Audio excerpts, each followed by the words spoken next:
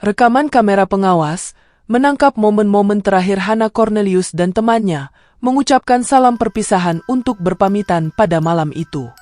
Namun dalam sekejap mata, malam yang menyenangkan bagi mereka akan berubah menjadi perjalanan 8 jam melalui neraka.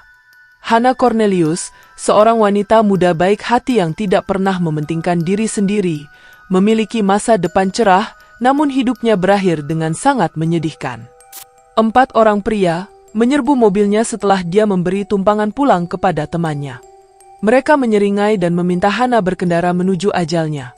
Gadis baik yang pernah mengorbankan pesta ulang tahunnya demi memberi makan anak-anak yang kelaparan, memohon belas kasih saat mereka bergantian memperkawasnya sebelum menghancurkan tengkoraknya dengan batu seberat 40 kg di kebun anggur. Sementara tubuh Hannah tergeletak mengenaskan di antara tanaman merambat, para pengeksekusinya melanjutkan aksi mereka menggunakan mobil Volkswagen milik Hannah. Mereka merampok, menculik 2 wanita lagi dan mengambil uang tunai. Di pengadilan mereka tersenyum, mengacungkan jempol ke arah kamera tanpa ada sedikit rasa bersalah. Geraldo, you want to say anything? Wat wil je zeggen? Ja, niks zien. Is jullie blij voor wat die uitspraak was hier zo? Dit maakt shit. Apa yang sebenarnya telah dilalui Hannah sehingga dia harus menerima hal ini, dan mengapa para pengeksekusi bejatnya masih berkeliaran di jalan ketika kejahatan mengerikan ini terjadi, inilah kasus Hannah Cornelius.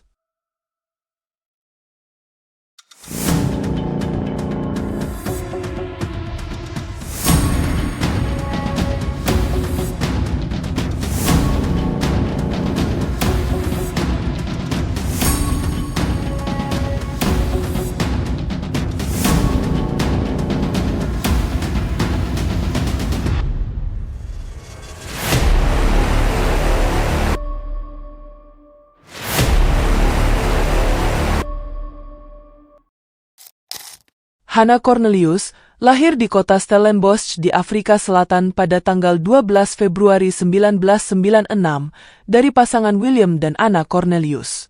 Dia tumbuh dalam rumah tangga di mana kasih sayang tidak hanya diajarkan, tetapi juga diterapkan dan dijalani dalam kehidupannya. Hannah dibesarkan dalam keluarga yang berkecukupan, ayahnya adalah seorang hakim sementara ibunya adalah seorang pengacara. Walaupun keluarganya tampak memiliki segalanya, mereka tidak pernah bersikap arogan. Ayahnya selalu mengajarkan kepada Hannah bahwa jika memiliki uang banyak, dia harus tetap berbuat baik pada dunia. Di ulang tahunnya yang ke-16, Hannah menolak semua hadiah dari kerabatnya. Sebaliknya, ia mengemas hadiah untuk anak-anak yang tinggal di pemukiman kumuh di sekitar lingkungannya. Tindakannya tidak hanya dilakukan 1 kali, tahun demi tahun di setiap hari ulang tahunnya menjadi kesempatan untuk memberi daripada menerima. Hannah juga menjadi sosok kakak yang protektif. Dia memiliki adik laki-laki yang mengalami kesulitan belajar dan didiagnosis menderita autisme. Sementara remaja lain mungkin merasa malu jika memiliki saudara yang membutuhkan bantuan ekstra, Hannah maju menjadi pembelanya yang paling tangguh, membimbingnya dengan sabar dan lembut. Dia tumbuh menjadi remaja yang serba bisa, berbeda dengan gadis remaja pada umumnya. Dia tidak memikirkan segala hal yang bersifat materialistis dan tidak terobsesi dengan penampilan. Sejak SMA Hannah dikenal sebagai siswa jenius, dia unggul dalam bermain piano dan selalu mendapat nilai tertinggi di sekolahnya. Ketika dia mendaftar di Universitas Stellenbosch, sebuah institusi bergengsi yang terletak di antara perkebunan anggur yang luas di Afrika Selatan, orang tuanya berharap dia dapat mengikuti jejak mereka menjadi sarjana hukum, tetapi dia punya ketertarikan berbeda.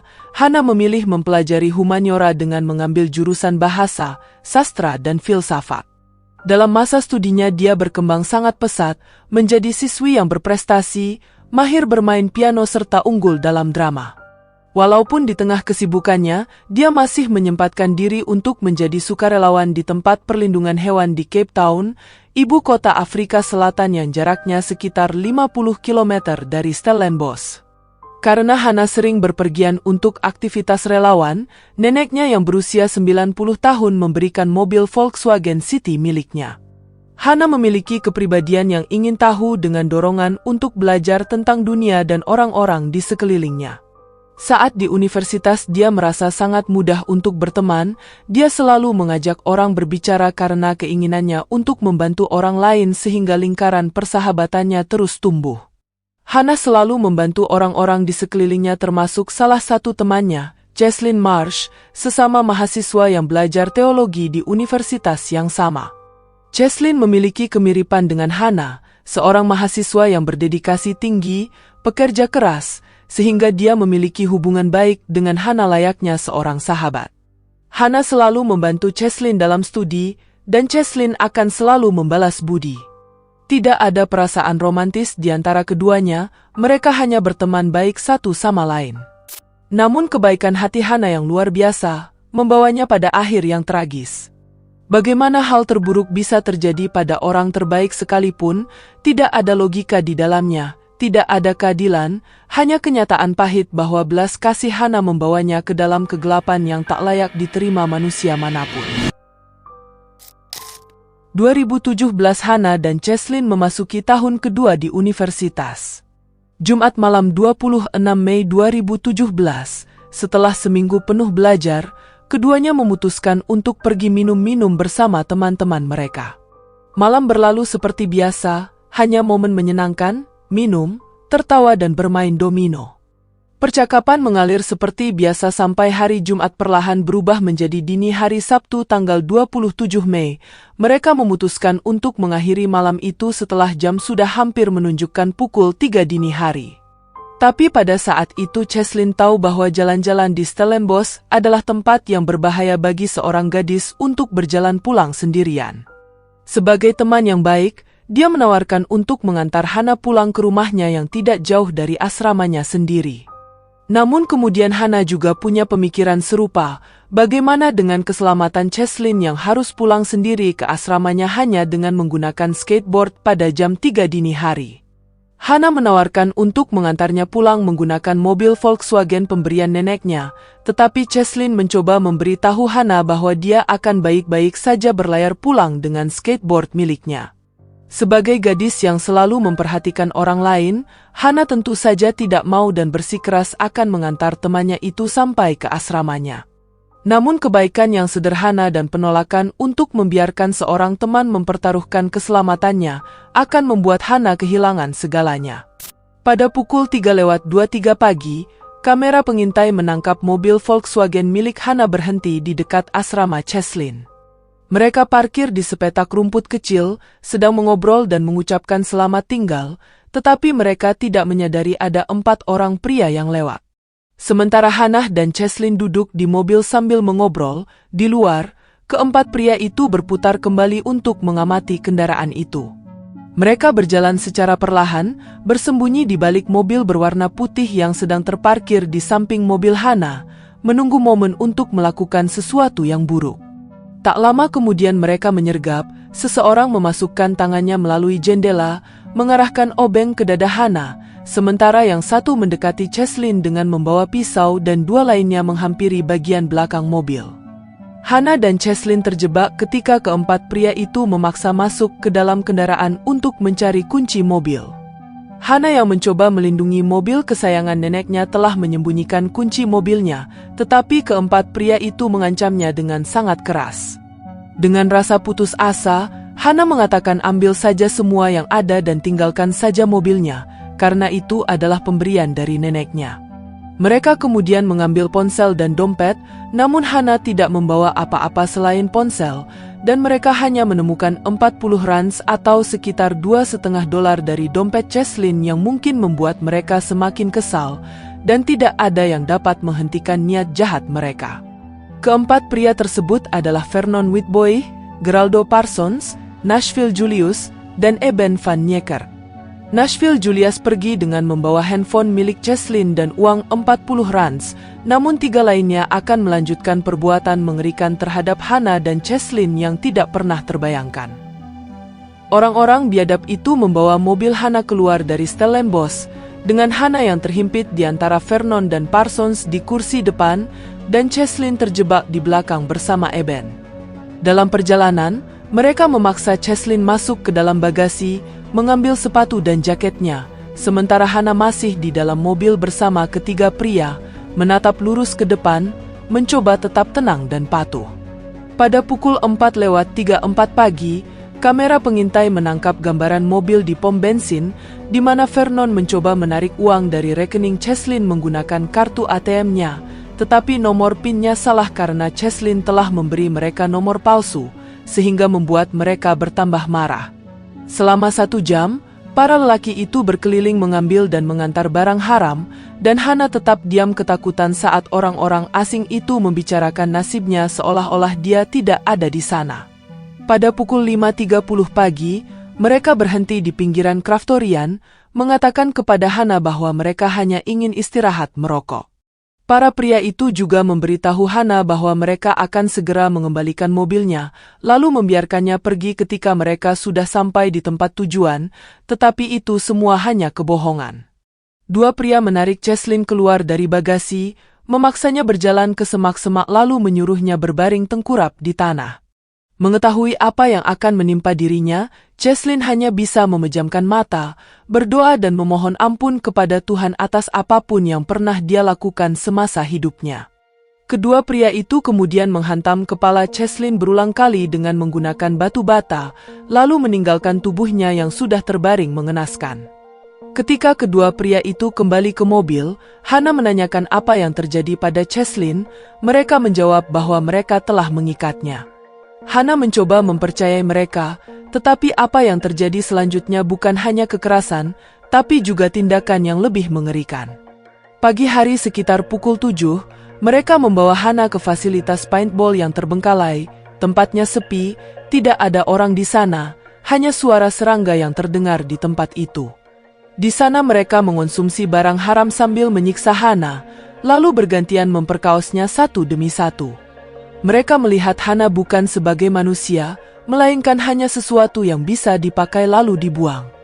Tidak terbayangkan bagaimana ketakutan gadis malang itu, dia hanya bisa pasrah dan mencoba bernegosiasi dengan para penjahat.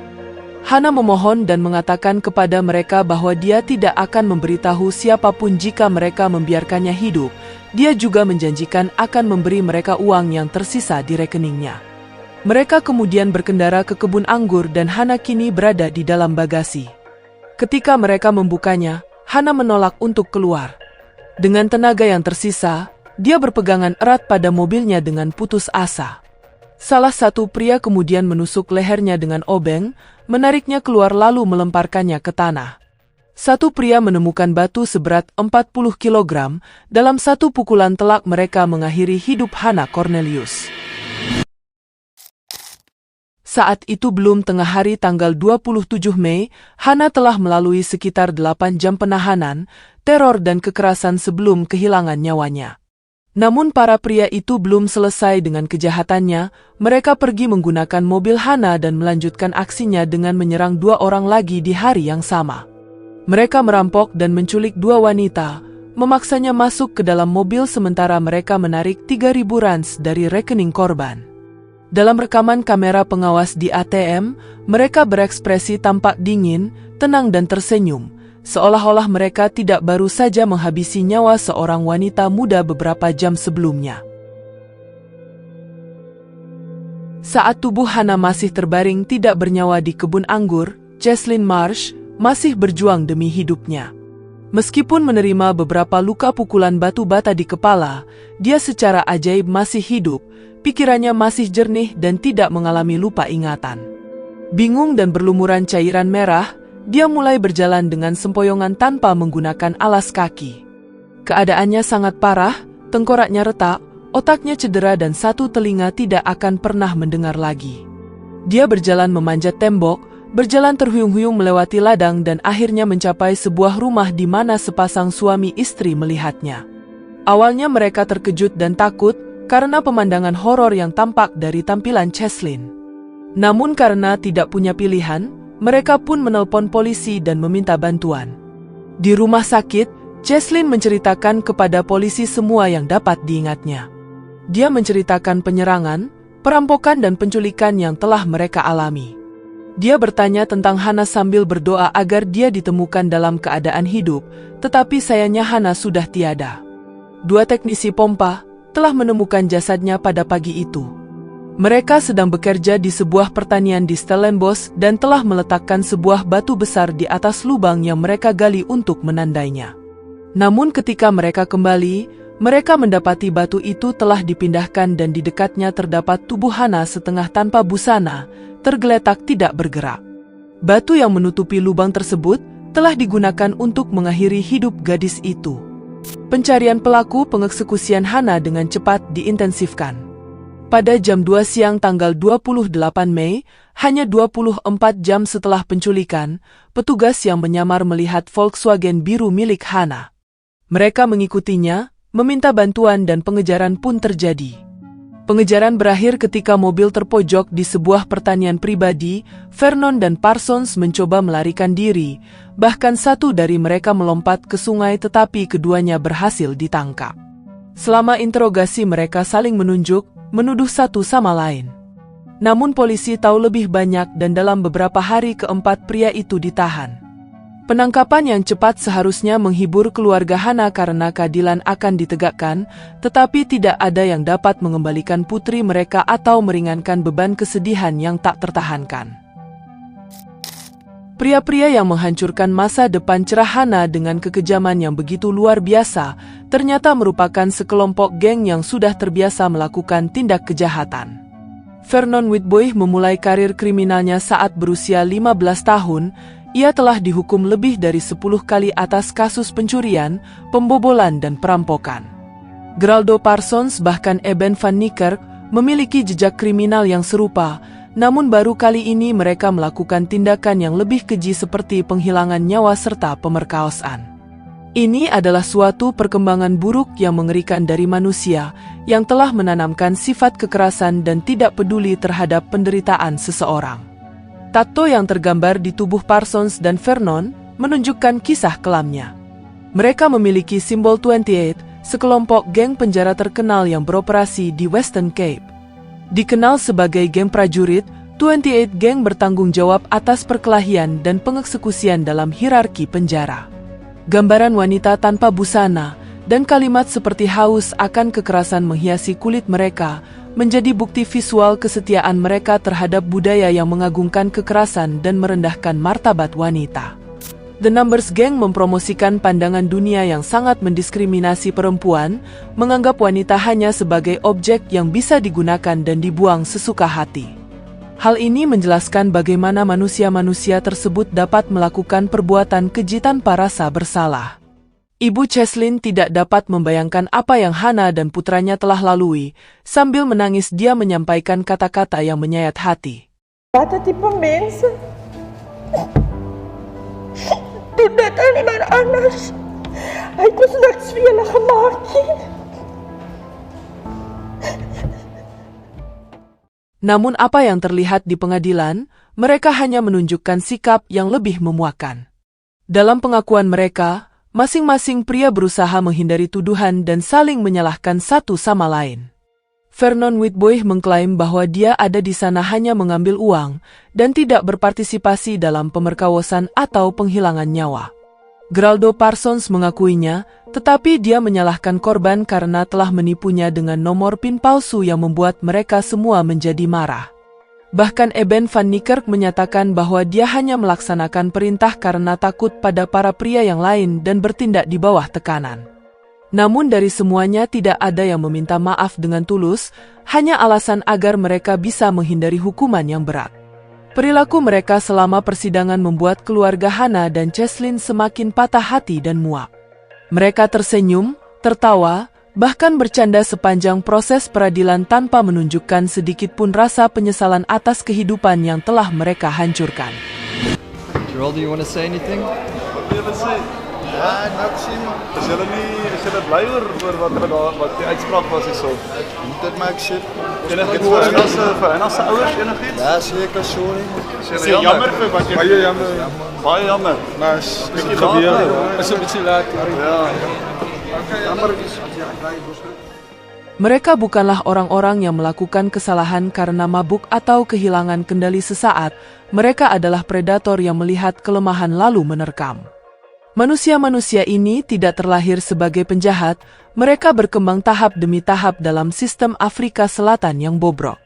Lingkungan buruk akibat kemiskinan menjadi peran utama dalam terbentuknya geng kriminal yang melakukan tindak kekerasan dan menghalalkan segala cara untuk meraih apa yang ingin mereka dapatkan. Namun tidak ada sedikitpun alasan untuk membenarkan segala bentuk kejahatan yang telah mereka lakukan, mereka dengan sadar merenggut nyawa seseorang. Pada bulan Oktober 2018 persidangan berlanjut. Bukti yang memberatkan terdakwa tidak dapat terelakkan, rekaman kamera pengawas dan bukti forensik. Batu seberat 40 kg yang digunakan untuk mengakhiri hidup Hana dibawa ke ruang sidang dan menjadi bukti fisik yang nyata akan kebrutalan para pelaku. Cheslin naik ke mimbar selama persidangan, melawan para pelaku dengan kesaksiannya untuk menghormati mendiang sahabatnya. Meskipun trauma, dia bersaksi dengan lantang tentang malam mengerikan itu. Mengenang kembali momen terburuk dalam hidupnya, dia tidak dapat menahan air matanya. Setelah berminggu-minggu memberikan kesaksian, putusan akhirnya dijatuhkan. Vernon Whitboy, Geraldo Parsons dan Eben van Niekerk dinyatakan bersalah atas pengeksekusian, pemerkosaan, penculikan dan perampokan. Mereka masing-masing dijatuhi hukuman penjara seumur hidup. Sementara Nashville Julius yang hanya berpartisipasi dalam penculikan dan perampokan menerima hukuman 15 tahun penjara. On count 6, the rape of Hannah Cornelius, accused 1, is sentenced to life imprisonment.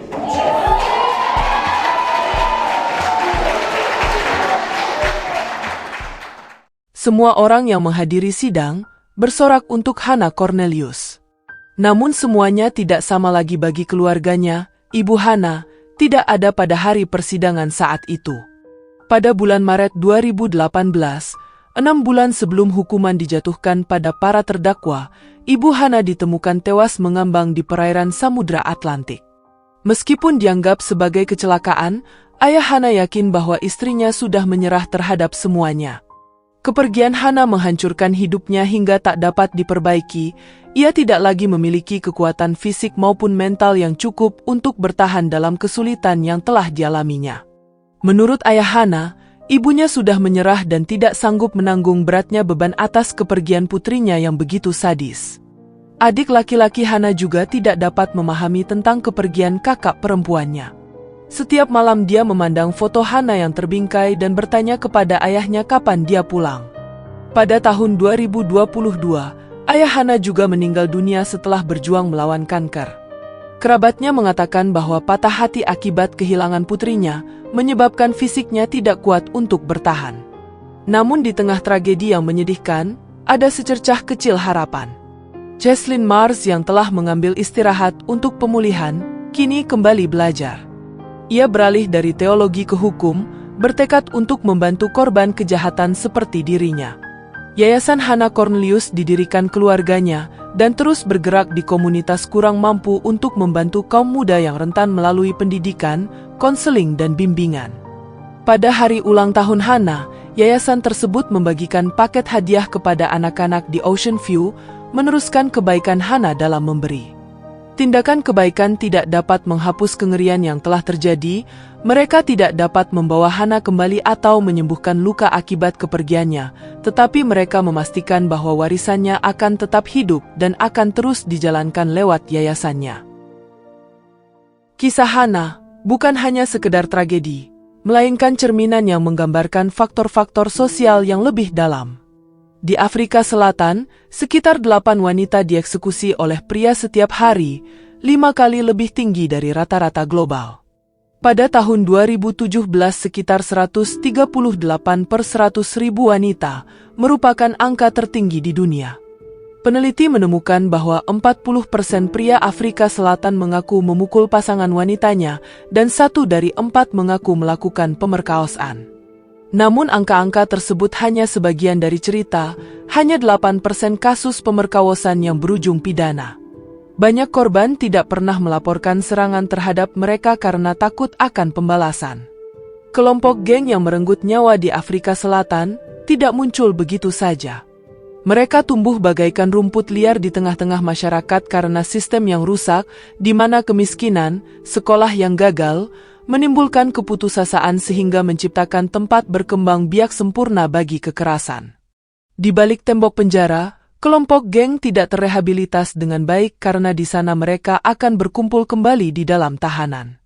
Setiap pria masuk sebagai penjahat kecil, lalu keluar menjadi sosok yang lebih buruk lagi. Hana adalah segalanya yang tidak dimiliki para penjahat itu, seorang gadis baik, penuh perhatian dan tidak egois sampai ke akar-akarnya. Dia adalah gadis yang selalu memberi daripada menerima. Pengeksekusian Hana menggambarkan kekejaman yang tidak masuk akal. Bagaimana seseorang dapat bertindak begitu keji terhadap manusia lainnya. Namun di balik kisah ini, Hana menunjukkan sesuatu yang lain pada kita, bahwa di dunia yang brutal sekalipun, kasih sayang akan tetap ada.